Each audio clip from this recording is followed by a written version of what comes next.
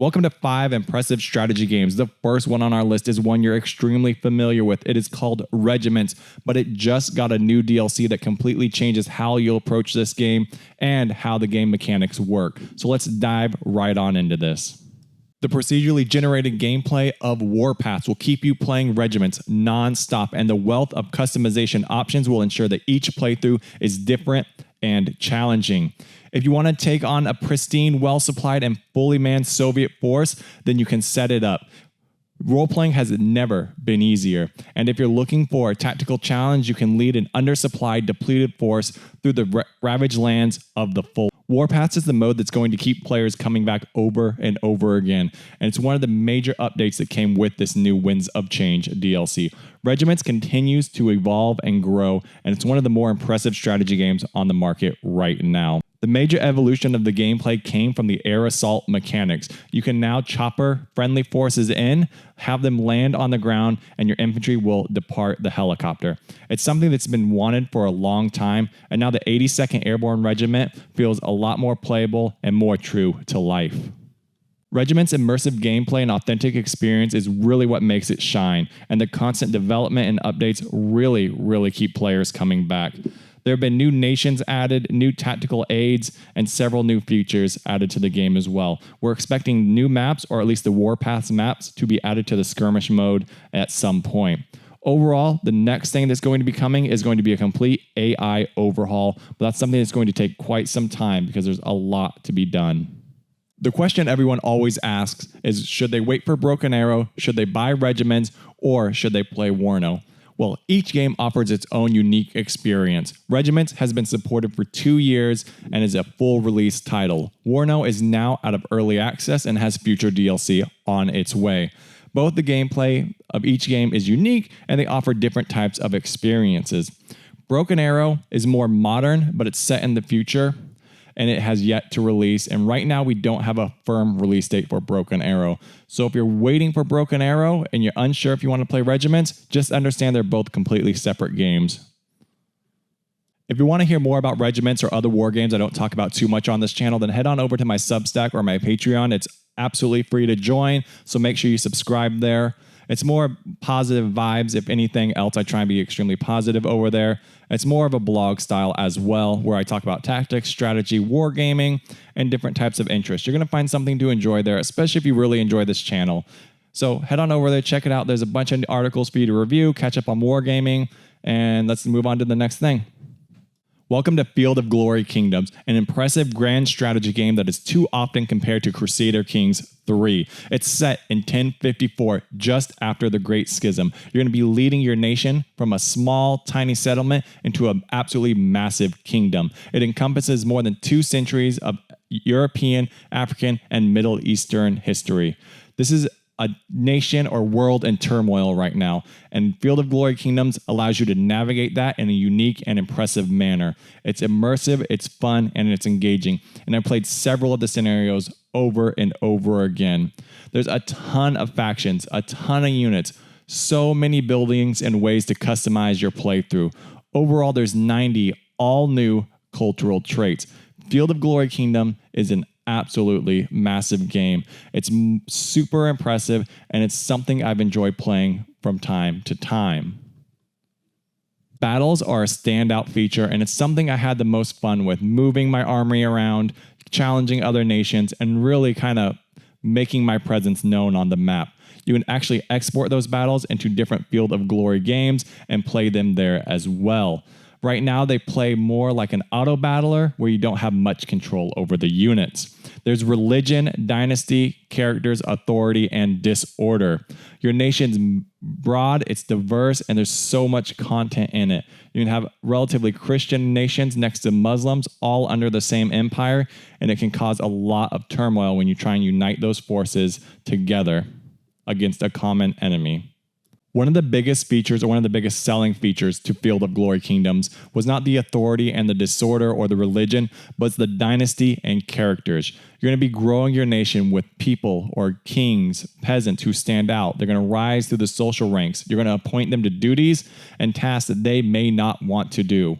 They'll travel between nations, between settlements, pushing their will, pushing your message in an attempt to really grow your nation together. Field of Glory Kingdoms is truly a standout game.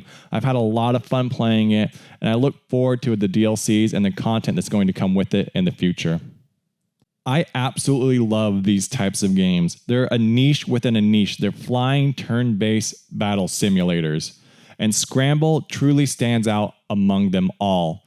I really enjoyed my time with Scramble. It's a turn-based battle simulator or a tactical dogfighting game set in 1940. It'll feature intense aerial battles in a 3D space. So turn by turn, you're maneuvering your aircraft around, trying to get the up on the enemy and shoot them down. But what truly makes it unique is how the aircraft interact with each other and the physics that are at play. You can crash into the enemy aircraft, or you can crash into your own allied aircraft. You can shoot the opponent, or the opponent can shoot themselves or shoot an enemy aircraft. Overall, there's a lot of blue on blue, red on red type of gameplay here, and it really makes it dynamic, unique, and fun. I've had so much fun trying to outmaneuver the aircraft, only to unknowingly crash into my co-pilot, or not my co-pilot, a friendly aircraft. Or I've had a ton of fun watching the Germans shoot down their wingmen. God, the word just eluded me this whole time. Overall, it's one of the more fun games out there. It's not out quite yet. You can play the demo, but it's definitely one I'm going to pick up, and I've had so much fun with it. I want to see kind of how they expand into other types of game modes. I'm hoping it's not just an aerial dogfighting simulator, but there's a lot to unpack here, and it's one of the better strategy games on the market right now. Well, not on the market, but coming soon. So some of the mechanics are subsystems. So if you take a round to the side of your airplane, it can damage different mechanics within your aircraft and make it a lot harder to maneuver on the battlefield. There's also going to be a channel defense campaign. You're going to be in the shoes of an RAF squadron commander, and you're going to relive historic battles, the historic Battle of Britain. Overall, these games are so much fun. They just turn out to be like a niche within a niche because they take a lot of time and a lot of skill, and it's kind of this 3D world that you need to operate in. So check out Scramble. The apocalypse is upon us. Welcome to Against the Storm, a dark fantasy city builder. You do not see a lot of city builders on this channel at all. I really enjoy them when I am in the mood for them. And Against the Storm was a ton of fun to play when I was really in that mood to play like a city builder. At the end of the day, this one does try a bunch of unique things to really spice up the genre. Because in my opinion, city builders are all about the meta and min-maxing. This is more of a roguelike where you need to build your city and survive against a blight storm. The world just fallen into an apocalypse. There's a queen and you serve her. You serve her and you build her this village. Overall, we're the last survivors and we're trying to secure our future. Against the Storm just really stood out to me. It's so much fun to play, especially from time to time. It's from Hooded Horse, and I actually specifically requested this one. So it was sent to me for free. And I just have so much fun with these city builders. They're so relaxing. They're cozy, for lack of a better word. And it's just something you kind of just sit there, space out, and have a good time with. Our goal is to reclaim the wilderness, discover lost riches for our smoldering city and our civilization, which is the last bastion. It's so much fun, and I'm really looking forward to dive more into it. It's one of those more impressive strategy games that continues to live on. And when those strategy games have that longevity, it makes them all that better. So just definitely check out Against the Storm if it's something you're into. I mean, you manage populations, whether they're diverse, like beavers, lizard people, humans. It's like a dark fantasy, more of a gothic vibe. And then it just tries to combine two genres to make it more engaging and less meta. I really enjoy the mechanics. Check it out. Let me know what you think. Let me know if you checked it out, and let me know if you want to see other city builders on this channel. So I sat here and I watched this gameplay while making this video, and I was like, Command Ops 2 is so much fun just to sit and watch the game play out. And those games that do that is like why I started this channel. Because you can sit there and watch whether there's no commentary or there's commentary and just really be engrossed in the battle that's taking place before you. It's immersive, it's unique, and it's really different than what's on the market right now. It's been out for quite some time. The first couple of scenarios are absolutely free to play. The game doesn't have any upfront cost, but if you want to play more complicated scenarios, you do need to buy them. I generally pick them up when they're like 50% on sale. Overall, Command Ops 2 is like a core tactical war game. Like at its core, it does look a bit like a relic, but it's so much fun. And there's so many unique features that I just can't discuss them within like 2 minutes. I mean, there's high fidelity modeling of continuous time and space, realistic command structures. There's macro management and order delays, which I know a lot of people don't really enjoy order delays, but they do add like this next level of immersion on the battlefield. It lets you plan and order and react at the operational level, just like the real Corps, Division, and Brigade Commander. Wow, according to the developers.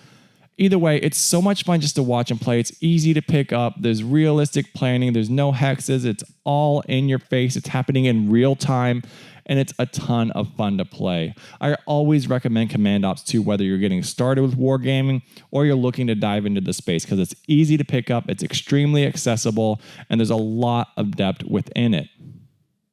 And if you really enjoy wargaming or just tactics and strategy, make sure you subscribe to the channel. Check out the Patreon. It's free to play. I talk about wargaming there too. I talk about wargaming on my Substack, and they're all kind of just one big amalgam of wargaming, strategy, tactics, and art.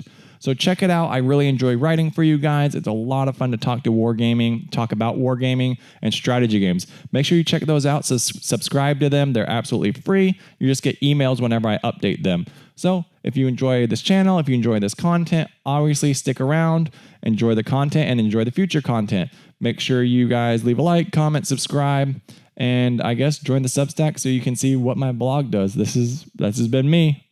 Peace.